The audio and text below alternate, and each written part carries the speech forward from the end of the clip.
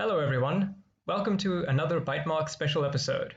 For those of you who are just joining us, our special episodes consist of interviews with special people who have experience in and around topics that are related to game development and the game industry as a whole. Joining me today is my special guest, Daniel Arujo. Say hello, Daniel. Hello. Why don't you introduce yourself to our guests? Yeah, sure. So basically, I'm a developer for about 4 years now. I've been a mobile developer for about 3.5, and recently kind of pivoted away to do more Ruby development. And yeah, I've just been like very recently dabbling a little bit into game development, mostly like 2D games and all that, teaching myself in my spare time. Our users will be pretty interested to hear this, but you're undertaking the tremendous and likely soul-crushing task of porting Doom to Objective-C, I believe it is. Well, I tried. I have to admit, like trying to configure a CMake to work with Objective-C is not easy.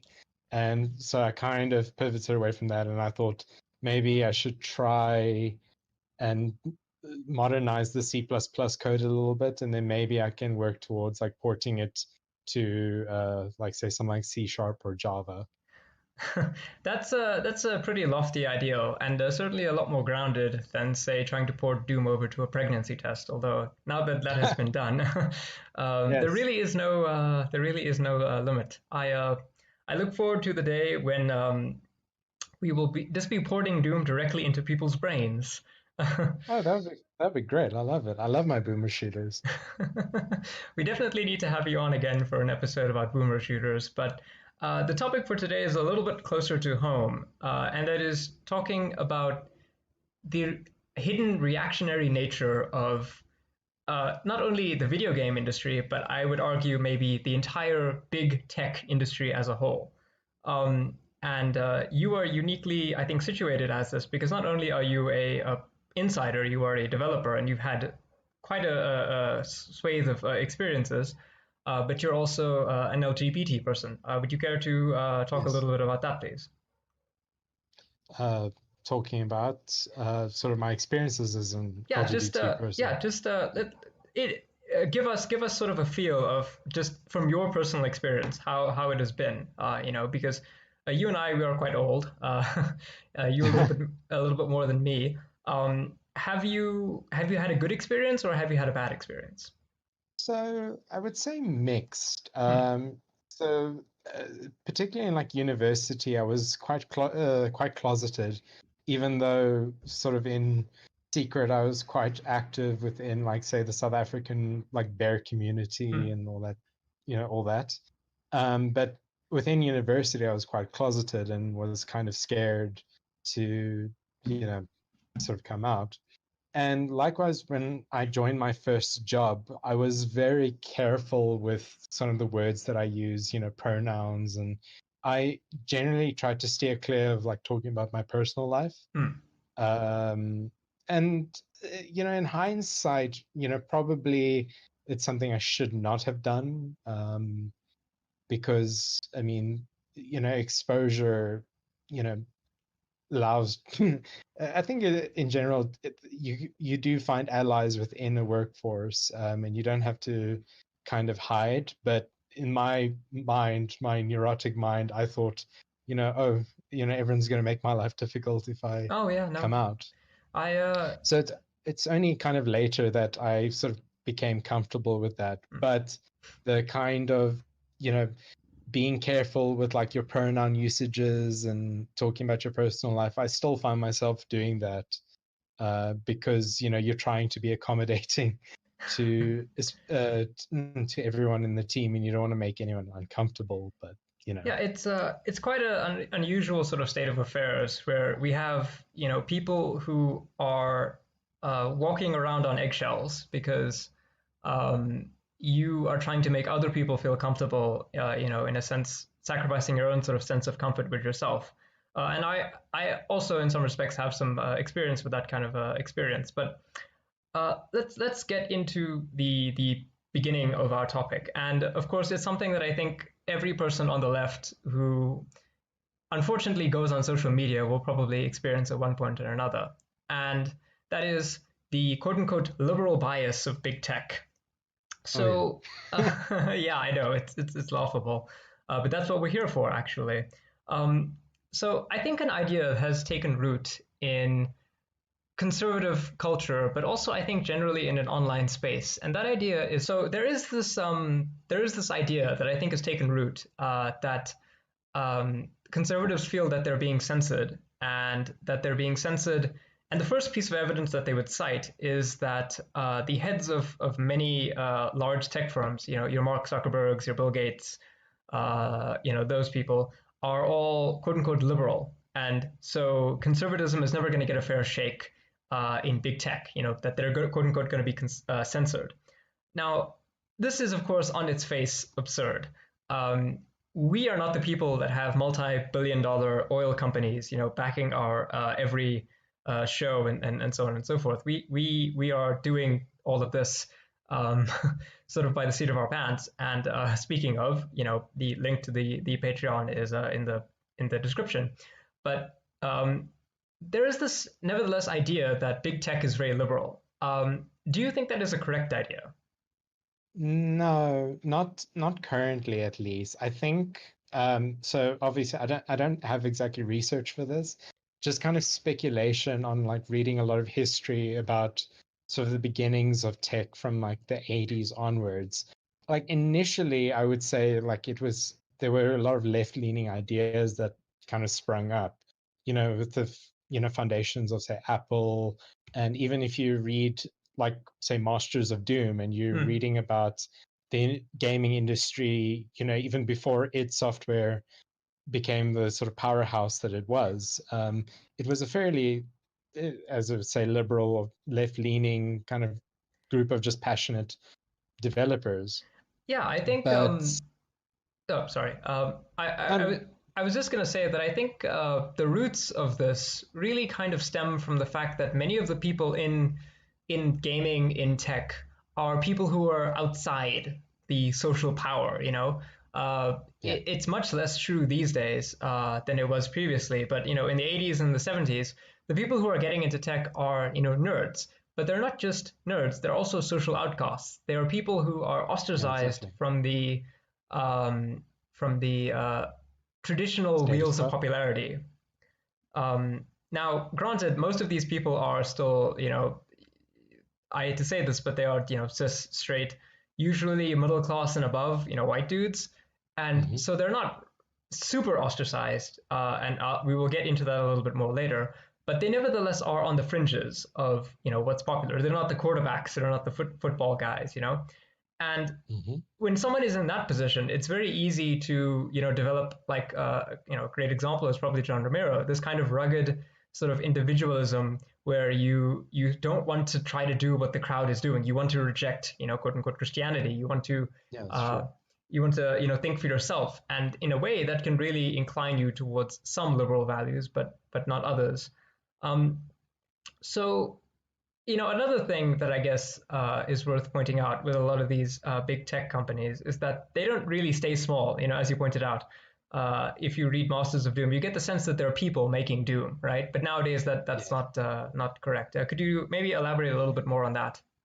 Well, so I mean, if we look at Facebook, like as a sort of prime example, I think Facebook is going to be an interesting case study in future about how, it started off as just a really small project for you to connect with your fellow classmates in university and college, and it's soon ballooned into this massive advertising empire where you've got this one sort of computer scientist basically control like running this big mega corporation who's in some ways I think trying to please everyone while simultaneously trying to make billions and billions of dollars, and that just doesn't gel well Oh, because oh I yeah. mean, especially in the case of say conservative media, like you know that's where a lot of the money comes in, where you know uh you know oil companies and big companies in general,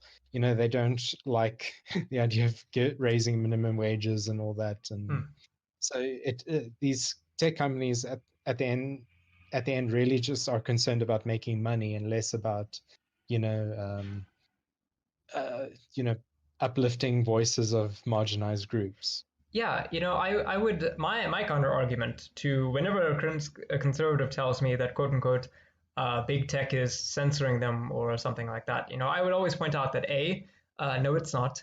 You guys have a much bigger media presence online. ContraPoints, the Queen, she has a million subs, but she's one of I think she's basically the only one, really, the only real, I would quote leftist channel on YouTube that has a million subs. But how many YouTubers who are on the right have way more than that? Steven Crowder, um, Exactly. Ben Shapiro, and all of those guys. So it's like, no, no, no. ContraPoints is a two-woman show. Steven Crowder is a media empire in a way. But the other point, and I think which is also perhaps more relevant, is conservatives just break the TOS. Yeah, no, exactly. Yeah, one of the reasons why they get thrown out of, Stefan Molyneux is a great example, is because they just break the TOS. They can't help themselves. They can't help but just signal the most outright bigoted stuff, imaginable. And the truth is, as you said, corporations want to make money, and it turns out that you can make a lot more money if you appeal to the broadest amount of people possible than if you only increasingly target smaller and smaller markets. Um, Exactly. Yeah.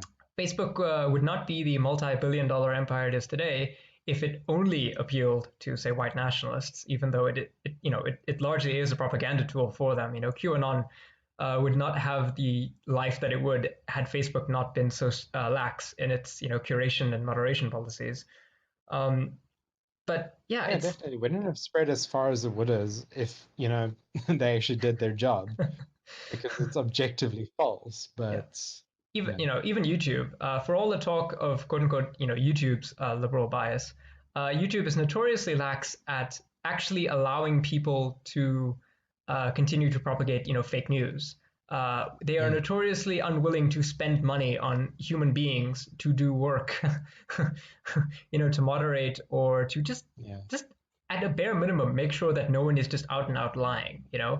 Um, I mean, to the credit, like YouTube, of course, because of its scale, they the number of minutes that are uploaded to YouTube, within any given day, it's insane, and it's difficult for a company to moderate everything. So I can kind of sympathize in that regard, but did they have to scale that big?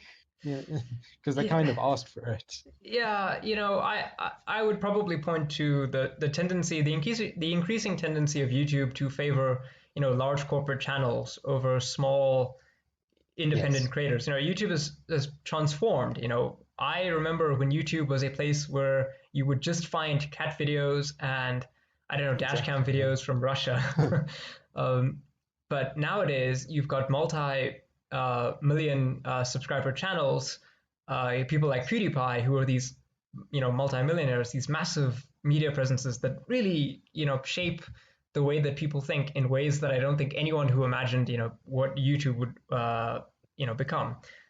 And that's a a strange position, but it It is. really Yeah. it I really think that big tech is actually a lot more reactionary than it actually appears. And of course, let me lay out my argument, and you can sort of confirm or deny it from your own personal experience. I Oh think yeah, that I'm sure. I think that a lot of programmers, and my experience with a lot of programmers, is a lot of them tend to think very highly of themselves. Uh, and especially engineers, but let me not talk about engineers. But a lot of programmers tend to think very highly of themselves, but they tend to think of themselves as individuals who succeed or fail of their own individual merits. I think there's a sense of individualism that pervades sort of the tech industry as a whole. That, oh, I'm not part of a team, that did stuff. It's like I'm the one who did this, or even if there are teams, it tends to be dominated by a few strong personalities. And I feel one of the reasons why this tends to be very reactionary is that because you tie so much of your self worth, so much of your perception of yourself into a singular I did everything, myself. That is why, of course, big tech is propagated with myths of like, people like Elon Musk and so on. These guys like, oh, I was this brilliant guy and I worked in a garage and then I built a $1 billion empire, just because I'm a big brained Rick and Morty watcher, and yeah, I had to make the joke. And I think like these two things, this tendency towards like this rugged individualism, and also I think this inability to be very introspective, I think it makes people very wrapped up in the status quo. And because people tend to be wrapped up in the status quo, and our status quo is quite toxic, I feel like a lot of these people harbor views that they don't realize are actually fairly right wing. They just kind of think that that's what everyone else thinks, and that's how you get like programmers who Yeah. are they're quote unquote for equal rights, but then when you start pushing them on this, then they start saying things like 1350 and if Mhm. trans people are mentally ill, because I saw it on Jordan Peterson. It's this. Would you say I'm off the mark? So I guess, well, onto your first point, I would say I agree with you in the sense, although it kind of depends on the type of developer we're talking about, Mm, because you get those definitely, and I've seen it myself.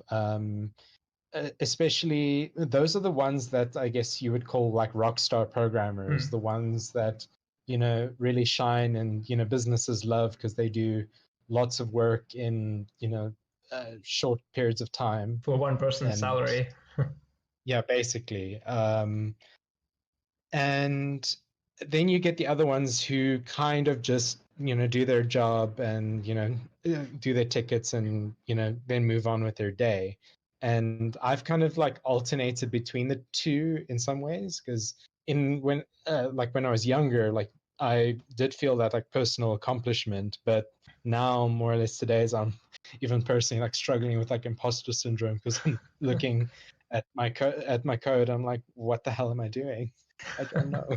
Oh, I've been there. Um, but at least with the debates, well, not really debates. I've had discussions. I've been trying, like I said, with especially uh, discussing, like, say, my personal life with my colleagues. I try and avoid it, and Mm, likewise, I try and avoid fights or debates as mm, much as I can. Although I've engaged in a few, and at least in the teams that I've had, I've had discussions where I've tried to explain the classic, helicopter joke, mm. I identify as X, Yeah.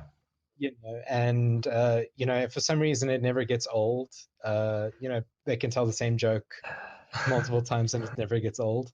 And I Well, try to explain, to say some colleagues, where, and trying to help them understand what's the differentiation between biological sex and gender, mm, and how do people who say identify as non-binary, like how does that work? mm. And I mean, it's tricky because it's not an easy topic to just discuss. Yeah.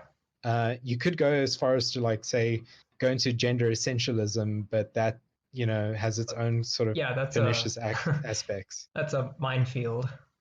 Exactly. And I mean, I can't exactly quote Judith Butler because that's quite, difficult, I think, to comprehend for a lot of people. Even myself, I've Mm. struggled with it initially.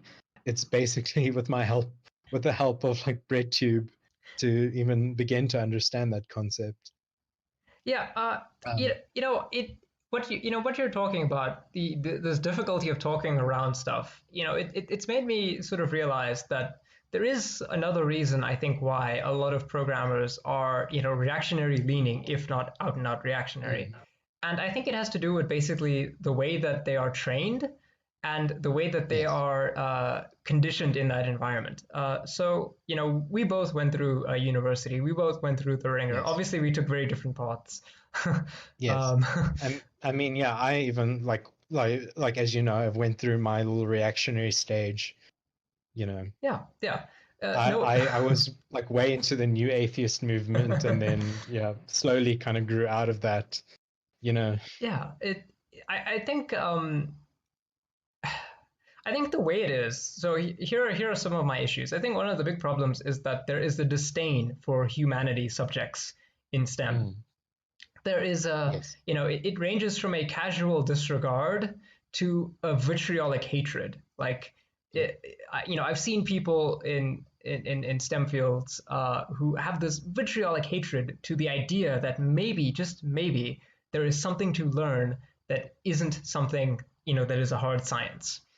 Yeah. And that Yeah. is definitely a problem because a lot of these people will come out of their university education. Now, look, I definitely think a university should, prepare you, for, you can go to university for a career. I think that's certainly valid. And a lot of people don't have an option. But I do think that you should also go to university because it will just broaden your horizons. And I feel like a lot of Hmm. the STEM degrees that people pursue don't give them any exposure to humanities subjects, and so they grow up thinking that they're the special snowflakes because engineering is difficult, and It is. they can do something that many of their friends probably couldn't. But I would argue that many of those guys can't actually critically analyze a piece of literature. That's why we have so many Star Wars fans that out and out don't know how to really think about Star Wars. Yeah, um, no, true. yeah, so it's the way that they're taught that produces these people. Because if you grow up thinking, that you are, a big brain, smarty pants, and engineering tends to pay, engineering, STEM, all of these things tends to pay more than humanities subjects, obviously, and so you develop a bit of an overinflated ego. But the other problem is you're never taught to think critically about anything else that isn't the thing that you're, specialized for. And when someone comes along, maybe that person has blue hair, and then they start talking about, a microaggression, or they start talking about, gender being fluid. That is going to go against all of the training that you maybe got in high school, right? Because maybe in high school, no Yes. one ever sat you down and said, "Hey, sex and gender are two separate things. They're both in a spectrum. There are people who are intersex. There are people who are, non-binary." No one ever told them that. Our high school education system is still leagues behind. Some kids are even lucky if they get like a sex ed. So yeah, Yeah. it's like a perfect storm. Yeah, I even remember, like, as a sort of complete aside, I remember I had to correct, I think, the teacher when, like, we were discussing about the legality of, like, gay sex or whatever, or the age of consent, Mm. and still said that the age of consent is 21. And I had to, like, go up to the teacher and say, actually, it's the same, straight couples now that got abolished in 2005. Oh my Um, word. you're you're you're many years out of date. Oh my word, yeah. Yeah. It's this perfect storm. But of course, the programmers are only one Yeah. side of the equation, right? And Yeah. there is a great segue into sort of our next discussion, and that is the fish rotting at the head. Namely, a great part of corporate culture is actually not very liberal at all. It is, in fact, Hmm. fairly conservative, and in some cases, fairly reactionary. And my perfect example of this is Ubisoft. So, for those of you who don't know, Ubisoft is one of the largest game companies in Europe. Until very, very recently, it was the most valuable company before it was dethroned by CG Project Red. Um, and they very recently had a scandal where basically the company was accused of disrupting and basically downplaying, kind of trying to bury allegations and sort of uh, allegations and charges of sort of sexual misconduct and sexual abuse.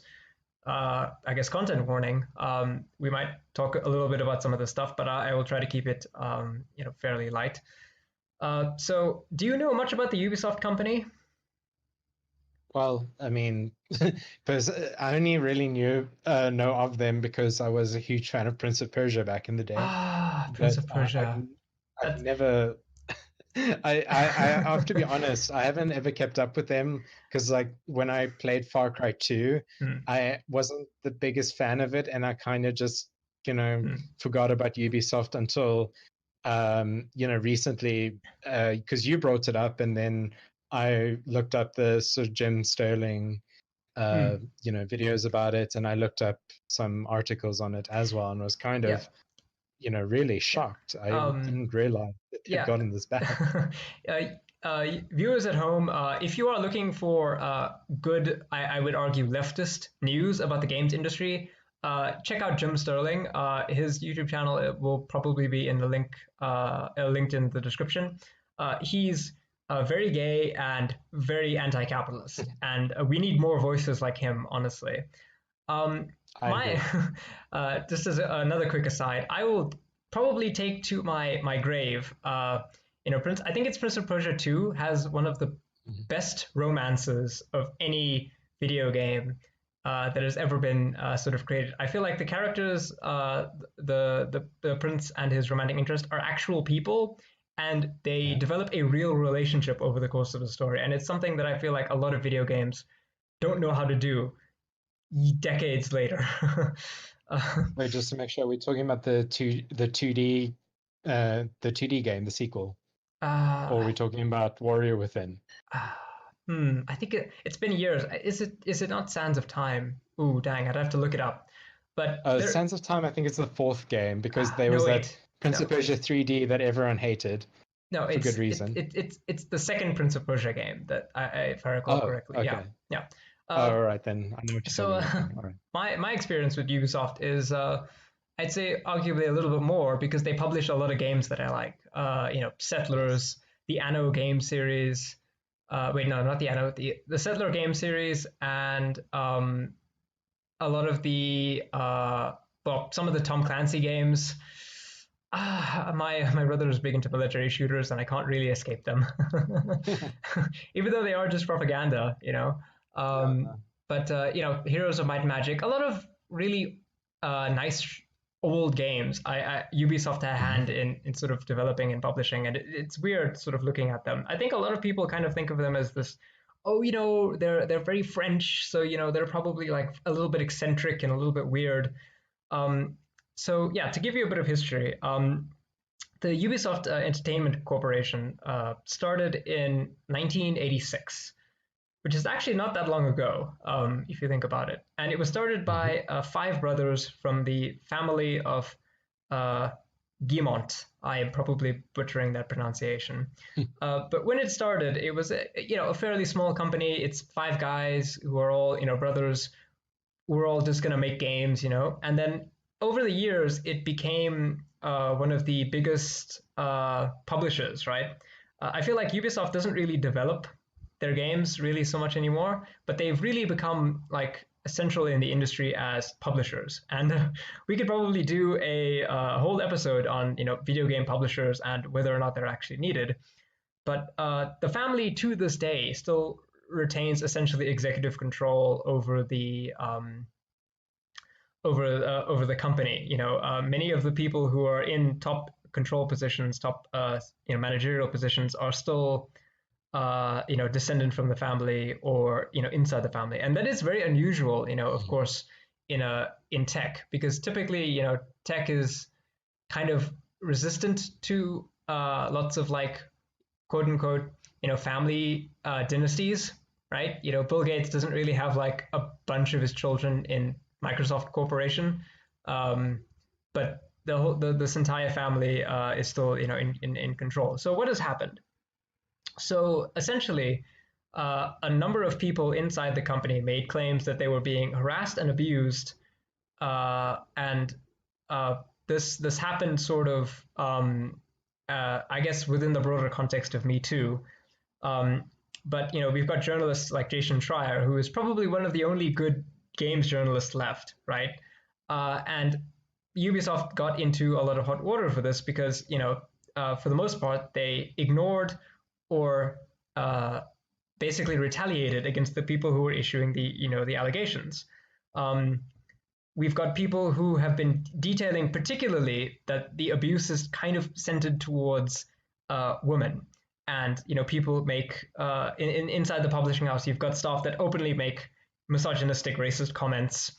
and even senior executives themselves are being accused of, groping their staff and stuff like that.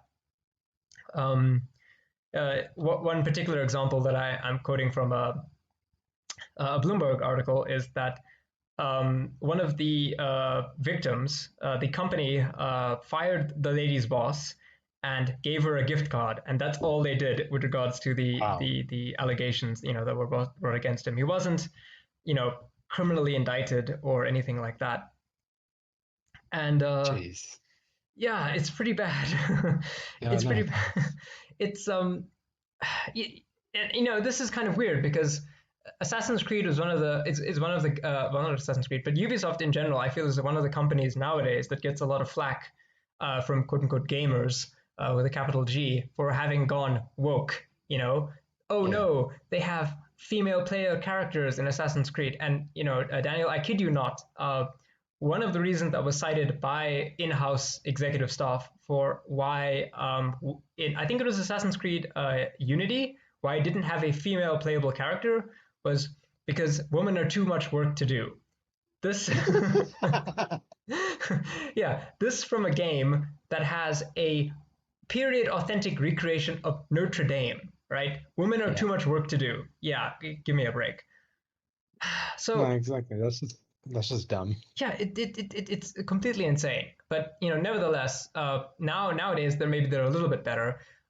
They have LGBT characters. You can have same-sex relationships. In I think it's Assassin's Creed Odyssey, and I think possibly in the new one Valhalla. But Hmm. the gamers, capital G gamers, they will throw their hands up and accuse them of going woke, and therefore the company will go broke. But Ubisoft remains as as powerful as ever. I Yeah, I mean, I even see this pushback very recently. I made the mistake of scrolling on Reddit, Oh no. and I regretted it since. Ah, But I did come across, there was a lot of pushback against the latest Call of Duty. I think it's Call of Duty Cold War, but yes. don't quote me Yeah. on that. Oh yeah. So apparently, there's an option for to just select, say, a non-binary gender, and apparently that's the end of the world. Oh no, the end Yeah. of Western civilization is upon us. Oh no, Chris. Gather ye Daniel. muskets.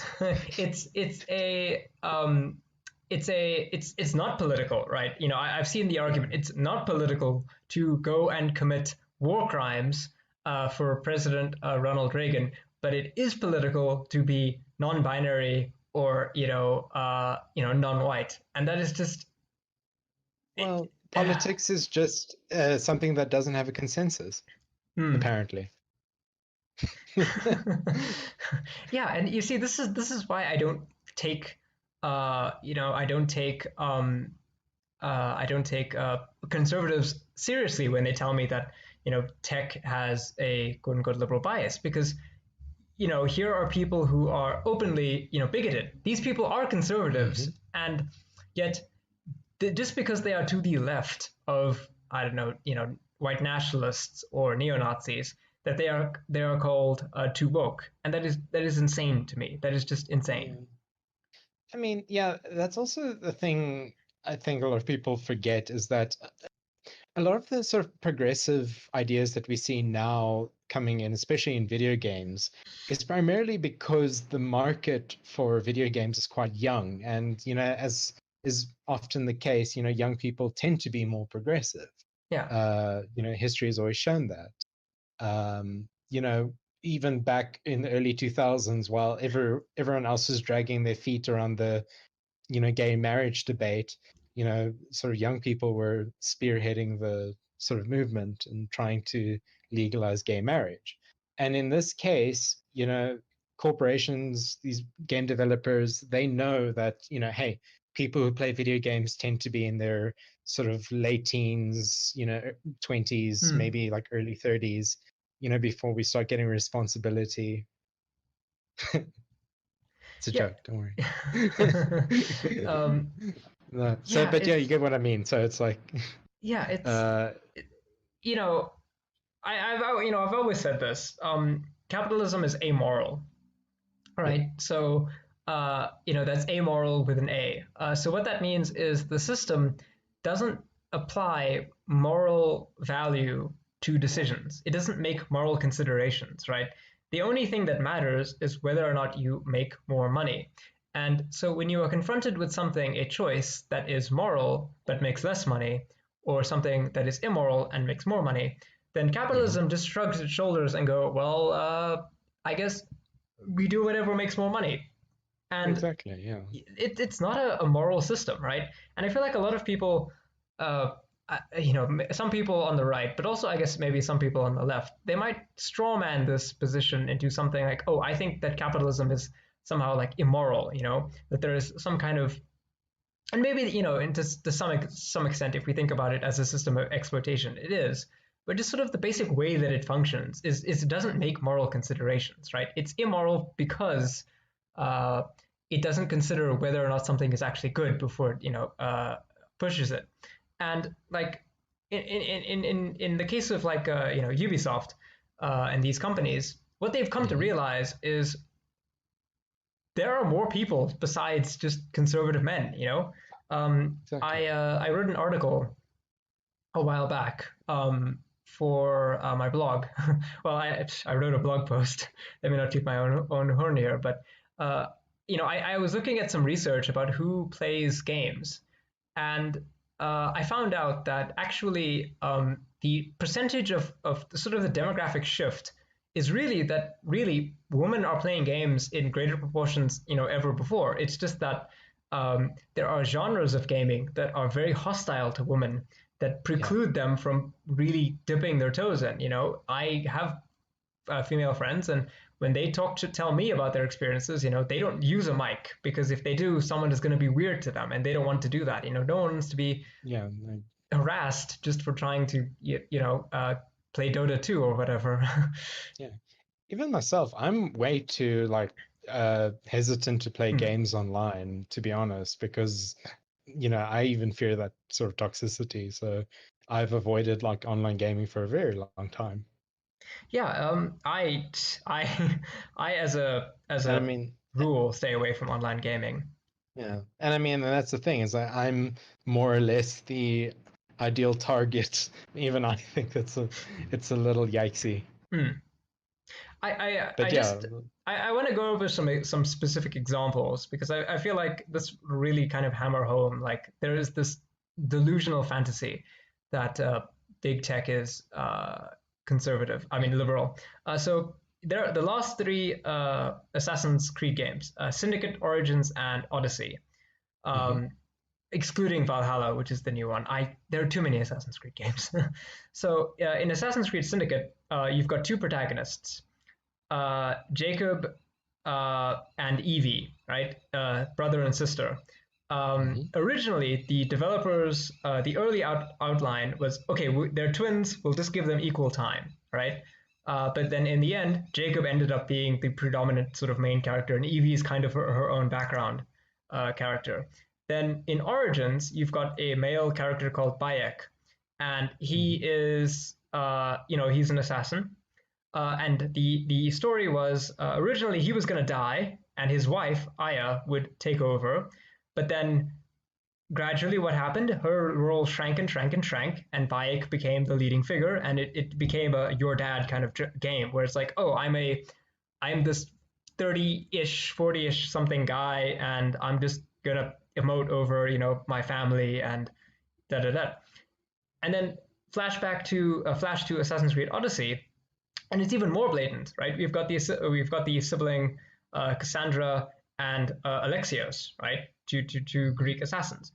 But here's the kicker: Alexios was the affirmative action character because originally the developers wanted to just tell the story with Cassandra, and only later on, later on, they were told by management, you can't do that. You have to have a man in it, otherwise the game won't sell.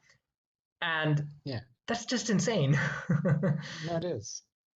But I think it loops back to, like what you were saying earlier. I mean, like ultimately, I think it comes down to progressivism, and they want to kind of signal that that we are progressive, but when you break it down, we fall into the same sort of patterns that we always have. Yeah, yeah. unless you are actively trying to uh, really push, the sort of the boundaries, then unfortunately you end up just circling the wagons. Um, Exactly.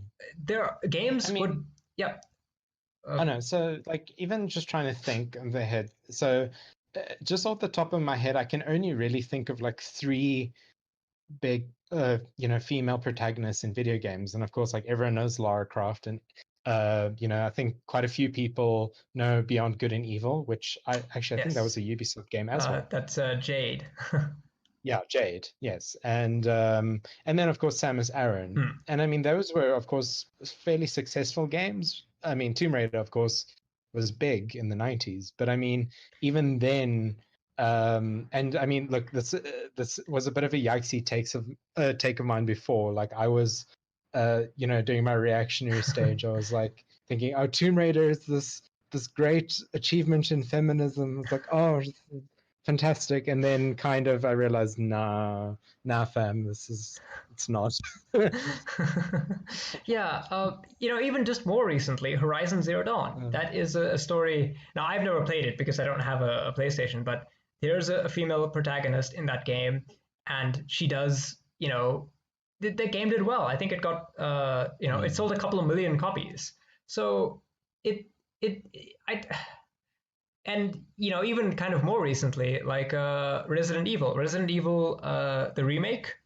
yeah. Um, remake 2 now they Oh, it you mean Resident Evil 3, the with yeah, Jill yeah, Valentine, sorry, or yeah, Resident yeah, Evil 3, I got it mixed up. And you've got Jill Valentine. It's like, yeah, you can make games with other kinds of people and people will still play them. It's only the most petulant, small-minded person who would exactly. stand in the way of a good experience or just a video game in general with the idea that they can't relate to the person, because like how many other people are forced to play games to people that they can't relate to? Exactly. So every like female gamer has to play games with a male protagonist and just has to like is forced to just identify with that, but men, no, you can't identify with a woman. Yeah, exactly. It's completely insane, and it really kind of, arguably I would argue it hurts men because they don't Exactly, yeah. really learn how to treat women or see a woman as people. Because if you can put your experiences, um, if you can put yourself into the experience of another person and tell a story and learn something, then you Mhm. can you can understand that other person. And if you're unwilling to play a game because the protagonist is a woman, and I have to differentiate here. There are a lot of, I hate to say this, but there are a lot of like anime games where the Yeah. protagonist is like a very scantily clad lady, and she's very, she's not like Bayonetta, who is meant to be, I would argue, more of an empowering woman, who's more in Hmm. control of herself and making choices for herself. But like, then you see a lot of anime games, and it's like, okay, your idea of you're only willing to play as a woman if you can see her as a sex object, and Yeah. that's not good, right? Yeah. Because I can't really comment on it because to be honest, my anime knowledge is extremely bad. I've only watched Ghost in the Shell. Ah, So I'm sorry. I don't know much about anime either. One of these days I have to get someone else on to talk about anime and like the weird stuff about that. But like, yeah, if you can't play as someone, imagine, many men would get very upset if they played a game and the male character was a sex object designed by woman for woman, right? A lot of Yeah. gamers, I think, have this they have this false dichotomy where they see a scantily clad woman and they go, aha, okay, that's titillation or whatever. But then they look at Yes. the counterpart male, like Kratos is a good example. He's a Hmm. buff, angry man, right? He's a buff, Yeah. angry, violent man. He's not a female fantasy, right? If you ask women what they're Hmm. into, most of them are not It's into definitely not Kratos. Kratos. I know. Yeah, they're And in. yeah. Yeah, it's this weird double standard, and it's like, okay, well, you're perfectly fine Mm, making a woman play as this or that, but you're not willing to allow, and it's like, come on, guys, really. yeah. Part of me was like had this kind of thought experiment. Like I think it was actually a few weeks ago. I had this like thought experiment I was watching, I think, Civi 11's video on Duke Nukem Hmm. 3D, and I was kind of just like thinking, like, what if the tables were turned? What if you had, a female protagonist, and then you had all these, instead of saving the babes, Scantily you clad men. save scantily clad men. I think that would actually be an interesting game. I would like that personally, but You know what? that's just me. I'm actually, I'm actually on board with that. Just to talk again, we are getting a little bit sidetracked, but No, I no, do enjoy this sorry. conversation. No, I love it. This is why I bring these people on, because I want to go through the breadth of the discussions about these topics. But I was reading a Warhammer book, and Warhammer is not the most progressive thing. If anyone has seen videos on my channel, you know the issues that I have with it. But this is Warhammer Fantasy, and I remember seeing like a dark elf like lord, right? And dark Hmm. elves are the evil elves, and they're slavers and all of that stuff. But I was looking at a picture of like a dark elf sitting on a throne, and he's surrounded by like his harem, right? His scantily Hmm. clad, for lack of a better word, slaves. But I noticed prominently amongst the female elves are two male elves, and I thought Oh, to myself, that's really interesting. Okay, so this guy is a power, and he's not like being made fun of. He's clearly being just demonstrated as I'm the alpha Chad in this room. Like everyone is my servant, and I have these two buff men who are oiled up, and it's like, okay, that's really interesting. oh, I would have never expected to see something like that, but I'm actually surprised. That's a more interesting story to me, because it treads new ground. yeah. And also, I think it's a nice dichotomy to contrast. Oh, they're slavers and evil, but at the same time, they're really more progressive in some respects than other people. Like you couldn't imagine like the Space Marines just having like an out and out gay character, right? Yeah. um, so yeah, I think by now you as the viewer should have or listener, if you're listening to this on the podcast, should have taken out this idea that video games are, well, the big tech as a whole is not really a liberal thing. It's not really a liberal institution. Sure, there are some people who are left leaning. I would argue that many programmers and stuff like that can be very left leaning. There are like, for every reactionary dude bro, there's probably a developer who's a trans person who's just trying to make a game about their experience. I've seen plenty of those, and it's really structural reasons why that is the case. We've got gamers, not gamers, but we've got people who come into the industry who are educated in such a way that they don't think about social issues, and just because they don't get any awareness about social issues, chances are they're probably going to be centrist, quote unquote centrist types. But it's very easy to push those people to the right, because if you're one of those guys and you were told in high school there's men and women, right? And someone comes up to you and tells you, no, they don't agree with that, they're non binary, you're not going to be most likely predisposed to accepting that. So there are structural reasons. But on the other hand, you know, game companies, big tech companies are still capitalist corporations, right? They are still run, kind of in a top down dictatorial style, and they want to make money. The fact that they want to make all the money in the world, and they can only do that if they aren't out and out supporting neo Nazis and all of that stuff, is just indicative of their greed. It has very little to do with their social values, because as you mentioned, time and again, when they're asked to do something serious, when they're asked to take uh, um, persecution of women in the workplace seriously, they flake. They don't do it. Yeah. Um, so Yeah, and even I think there was even that case, I think, with Google as well, where if I understand correctly, the creator of Android was also accused of sexual assault, and they were also dragging their feet on that as well. yeah, it's so bizarre, because on the one hand you've got these people who are in these big positions of power, right, and they barely face any consequences for their misbehavior, and they just dominate the entire industry. And even though they are, even though they might be, not as bad as they could be, they're still pretty bad. And we always have to remember as a people that we are more lucky that corporations think they can sell to us than if it were not the case, right? I always tell people that, yeah, it's always performative, literally virtue signaling, but we are lucky that we live in the world where corporations think that that is the better play, because we could easily be living in the world where corporations don't think that, where the costs of pretending to care about trans issues, LGBT issues, uh, you know, um, all of these things, uh, is higher than the benefits of caring about those issues from sponsoring a float at Pride, for instance. Mhm. We could easily live in the world where corporations actually side with the conservatives and keep suppressing, and in some cases many of these corporations still do. um, Yeah, like Facebook.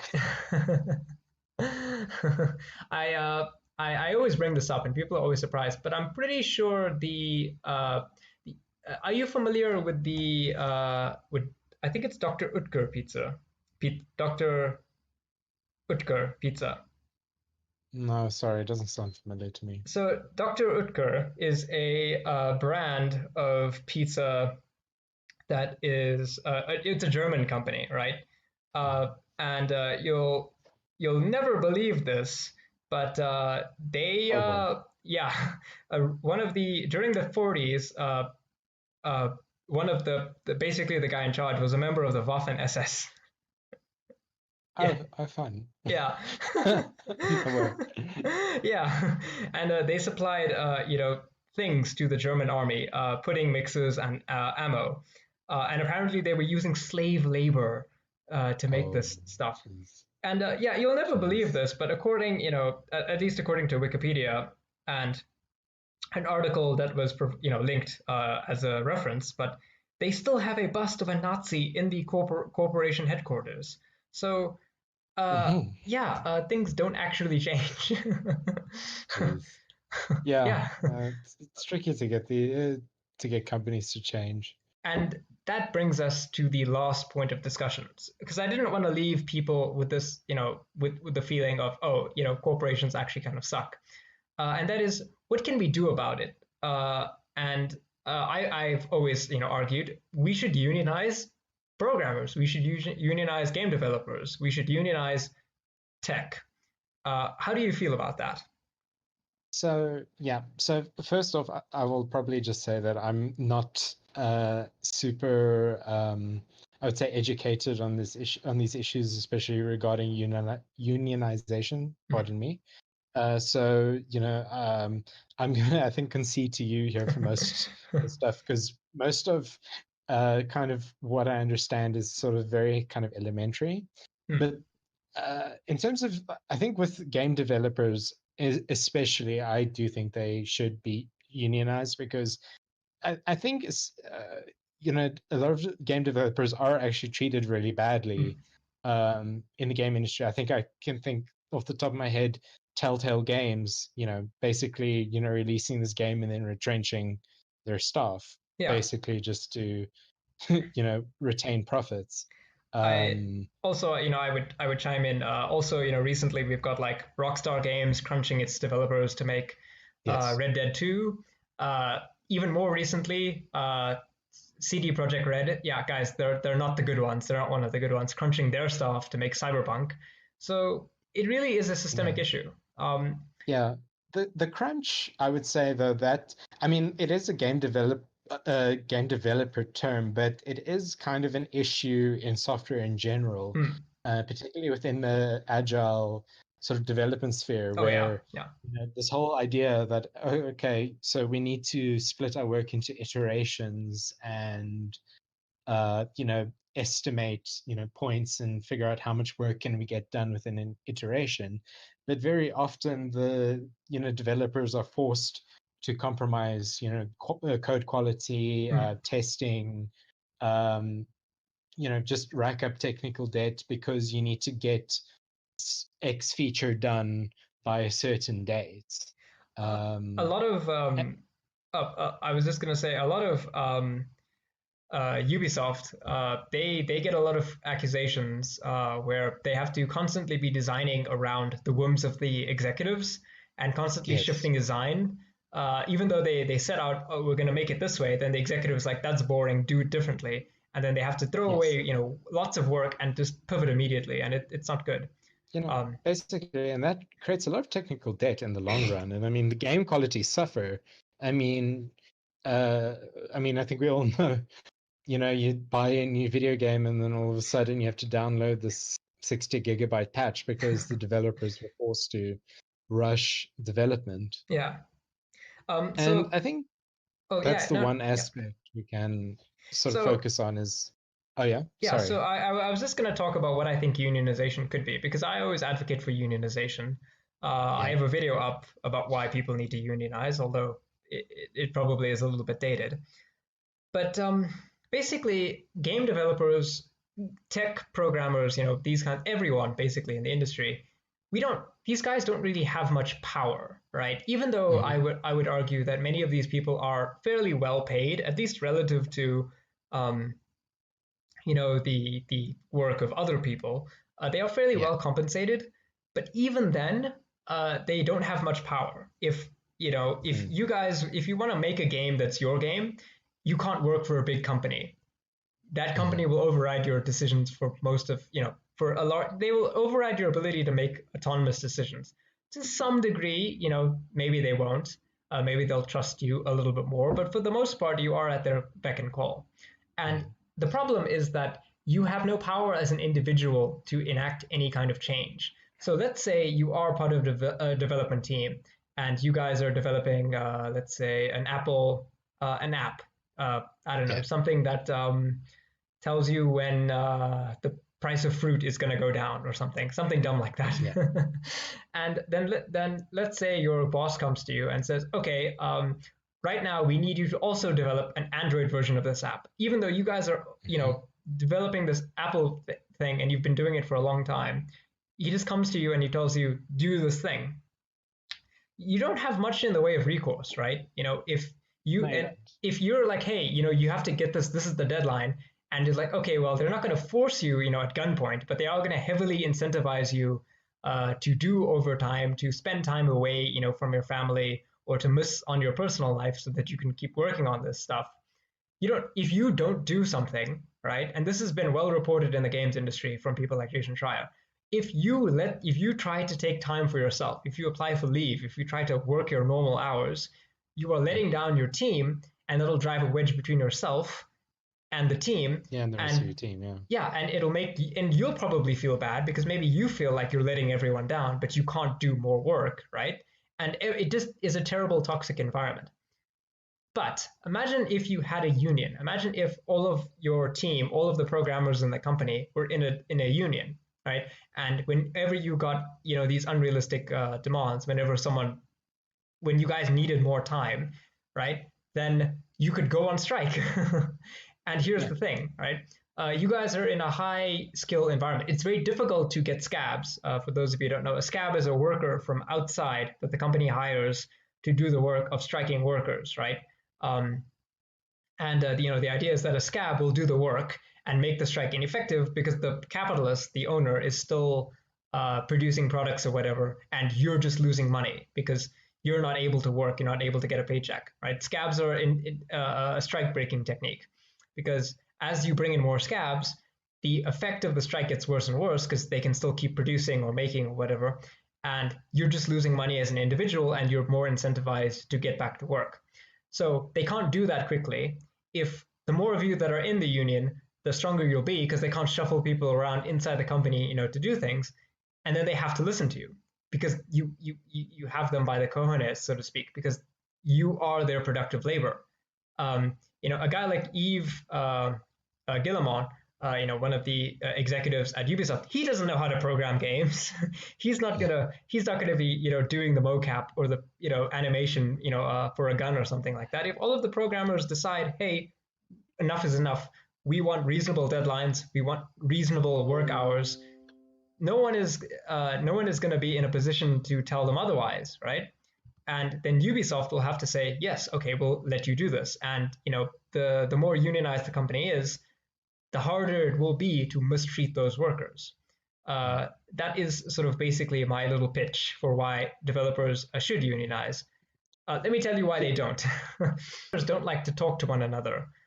Programmers don't like to coordinate on anything outside of the next, commit, the next, Mhm. milestone. You guys are only you're not really thinking of each other as coworkers, but more as cogs, right? So that's one thing. There's a heavy individualistic culture. Another thing is, of course, the fact that programmers, generally speaking, do have fairly good salaries and stuff like that is something that could be dangled over you, right? Because if, say, you wanted to unionize, just you, right, and you started talking to your coworkers, you could be fired like that, and Mhm. you'd lose all that money, right? You'd lose your financial well-being, and that's how they get you, right? Because unless all of you unionized, they could get rid of one or two people who are thinking about doing it. Because the fear of losing that money will keep a small percentage of the people, it'll keep the initial momentum from building, right? If everyone decided to unionize, they couldn't do that because then, the company would have a union and then all of the workers could go on strike. And it's much easier to get rid of the couple of people, quickly. And Elon Musk actually does this. He has a lot of anti-union work in his factory, in his Tesla factory. They have people whose job it is in the factory to look out for people who are trying to talk about unionization and to pull those people out of like the Gen Pop. It's Yeah. almost like a prison. um, and I So think yeah, that's maybe, actually what I was going to ask you yeah, about, yeah, with regard to like money, because so the main argument when I was kind of looking this up out of curiosity, like, are there such a thing as software development unions? And the common argument that I hear is that because demand for software developers is so high, and because, of course, salary wise, the pay is good, that theoretically, if you're unhappy in one position, you're just free to resign and go somewhere else. hmm. So kind of, Oh what's your yeah, feeling on that? that's Because I'm a a little like yeah, that's unsure about. a good point. I think a lot of people have this idea that union workers are, generally speaking, low skill, right? Low Mhm. skill, replaceable people. Now, I don't think people are like replaceable. I think if you have a guy who spent 20 years of his life in construction, I think he actually knows how to build things. I don't generally think the worst of people when it Yeah. comes to their work. But I think there is definitely this divide between quote unquote blue collar workers and white collar workers, and I think you are correct, because there is this prestige in the games industry. There is this idea that you are in high demand. If you don't like your work conditions, you can just go and leave. I feel like that is definitely an idea, but I don't think it really bears out in sort of practice because Yeah. there are many other reasons why your work experience is bad, not just from a financial perspective. Like we said, these people are being abused, right? Hmm. Now, if you are a worker who's being abused and you try to rock the boat, you try to do something about it, and you just get fired, you can be blacklisted from the industry, right? These Yeah. people, these executives, they're all friends with one another. They all run in the same social circles. So if you have a reputation for causing trouble and you get fired, then you will be thrown out of the industry and you won't be able to get another job because, let's say you did file a harassment lawsuit against someone. Other people, don't want to hire you. Um, Hmm. and that really cuts your ability to, to do that exact thing to get Yeah. another job. The second sort of thing is actually it's very difficult for lots of people, to uproot their lives. A lot of programmers have families, as difficult as this is, to really say. A lot of people in the programming industry aren't just, I hate to say this, but they aren't just isolated nerds who have no social life, right? There are people, Hmm. right? And the Yeah. idea that you can just uproot your entire life easily, on a whim if you get abused at your job is kind of a fantasy. Because as we've demonstrated, I think, or at least shown a little bit, this is systemic. All the corporations are like this, right? All of them are like this. So, wherever you move, you still face the same problems. And if you are a person in that position, and you know that, oh, okay, well, I'm working at Ubisoft, it's rubbish here, I'm being abused constantly. if I move to say Activision Blizzard, it's not really going to be that much better. It's kind of a devil you know versus the devil you don't know kind of situation, right? Mhm. That's definitely another factor. Um, I think a third factor is just that when it comes to sort of the ability of people to kind of uproot themselves, is that it's kind of generally overplayed. Programmers are paid a lot, certainly, but in the tech industry, in the games industry, et cetera, et cetera. But economic precarity is still, a thing. You could live in a Yeah. very expensive area like say San Francisco, right? Maybe you are getting Hmm. paid well because you work for Google, but a huge chunk of your salary goes to paying for your rent, right? And Your one bedroom apartment. yeah, you're a one bedroom apartment. And sure, maybe you're making 2 or 3 times more than all of your friends in whatever job that they're doing, but you just have to be in an area, because tech isn't everywhere, right? You are not going to Mhm. move, you are not going to move from Silicon Valley, to a place like rural Missouri, for a tech job. You're not going to do that. Mhm. Even though there are many tech companies, tech tends to be concentrated in a few areas, and one of the problems of that is housing prices, right? Yeah. Are you really gonna gamble being homeless? you know, No, no, uh, exactly. so there are good reasons. There are some potentially good arguments, maybe against unionization. Maybe video gamers, game developers, software guys should think of themselves more as guilds. I've heard Hmm. arguments that maybe instead of forming into unions, they should form into guilds, like for example, the Screen Actors Guild, in the movie industry, Yeah. where they've got these guild associations. But arguably, I think that's really kind of splitting hairs. I feel like the big problem is there has to be organization and there has to be solidarity, right? There has to be a Hmm. move by developers, by programmers, by animators to come together and organize their labor, right? And a perfect example of this is voice actors. Voice actors have union representation, right? And as a result, voice actors don't tend to be abused. um, Yeah. Whenever, if you think about like voice actors in video games, right? Many Yeah. of them have better working conditions than the programmers that help make the game, and there is this animosity between voice actors and game developers, because yeah, the voice actors can actually demand things of the game developer, of the company, that the game developers cannot, right? They can get leave when the programmers are all crunching, right?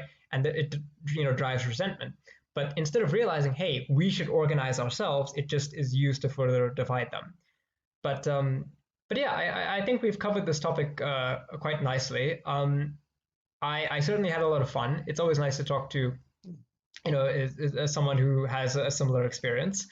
um I I can say that the video games, well, not just the video game, but sort of big tech as a whole, has problems with people who are on the outside, shall I say? People of color like myself, Hmm. LGBT people like yourself, uh, trans people especially. Oh boy, Oh yeah. trans people are always getting the short end of the stick, especially Yeah. non-binary people. But um, we have to. The first step towards making anything improve is to make people aware of it, right? I think especially video games, right? We have an opportunity to make gamers realize that their games are not worth the human toil, the human cost, the human suffering, really. And maybe game developers can get support from game buyers. I don't know how realistic this Yeah. is in forming unions, in organizing and supporting studios that allow unionization, uh, and maybe even And pushing legislation for it.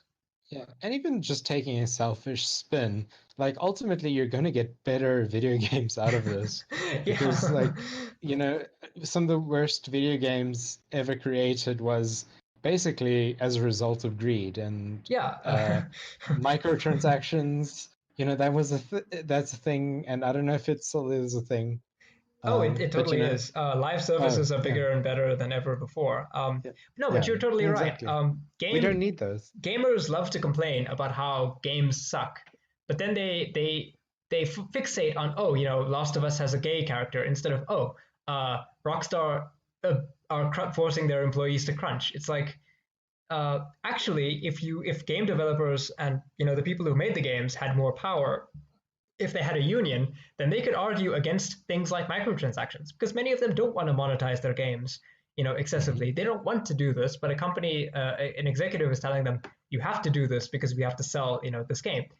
Dead Space, one of my favorite games of all time, because I love horror, it was destroyed by EA, and it wasn't destroyed Yes. because the developers wanted to make a horror game that is also a co-op, but also with microtransactions. No, they wanted to tell a horror story in space, Exactly. but the company was Yes. like, "No, you need to sell however many millions of units and make however much profit." And no, that's not, for technology doesn't need capitalism, right? It never has Hmm. really. Um, but yeah, I think that's a good note to end it on. Yes. Do you want to shout out any of your projects? Anything, do you, where can people reach you if they Um, want to hear more from you? no, I don't. I don't have any big projects. No, so I've got my GitHub account, which is DC Rouge. What is it? I can't even remember my own. I will put a link to that in the description. Yes, DC Rouge 0872. That's my GitHub account, and I've got a Twitter account, Two Cup to Bear. All sort of one, but I'm currently trying to figure out with Twitter because they suspended my account for some reason. So I'm trying to figure out. Yeah. So Yeah, yeah. All right. So those links will be in the description. You can follow Bite Marks on Spotify and wherever else you get your podcasts.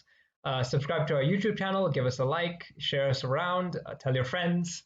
Um, Maybe give us a buck or two on Patreon if you're keen. Thank you everyone for listening. Good night and be well. cheers, everyone.